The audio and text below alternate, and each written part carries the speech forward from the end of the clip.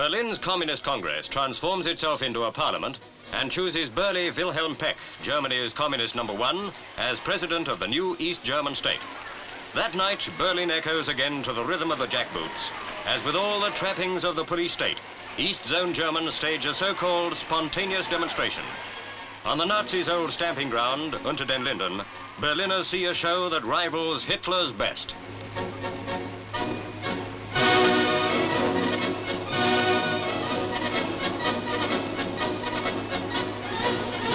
Elsewhere in the city, 60,000 West Zone Berliners mass at a rally to protest against the new communist state, which includes Eastern Berlin as its capital.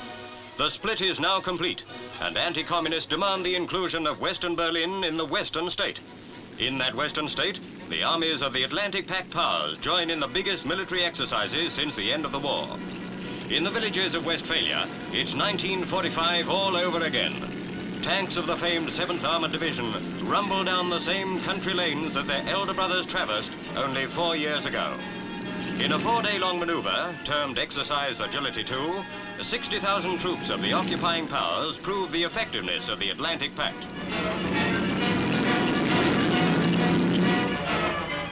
General de Tassigny, with General Keithley, Chief of Britain's Army on the Rhine, follows the progress of the battle in the field. For the purpose of the maneuvers, the troops have been split into two forces, the familiar Blue Land and Red Land. The Blue Boys stick to berets. Their opponents think it's safer in the tin hats. A few miles south of Paderborn, battle is joined. The infantry, the Worcesters, and the Yorks and Lanks go into the attack.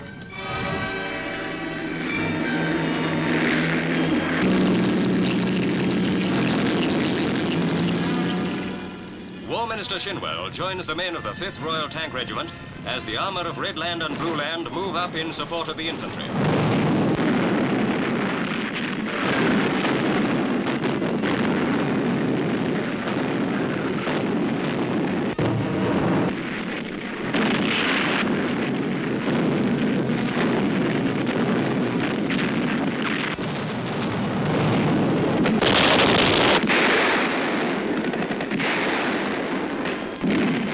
To the War Minister come minute-by-minute reports of the battle.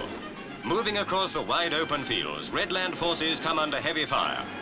It's the armor that counts, and Blue Land are on top there, with Centurion tanks spearheading their advance.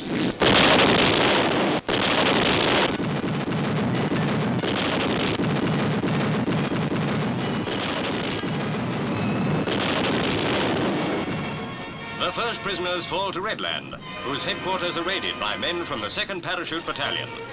Summing up the lessons of the maneuvers, General de Tassigny calls for a common tactical doctrine. For in the Western powers' preparedness and unity rests the world's hope for peace.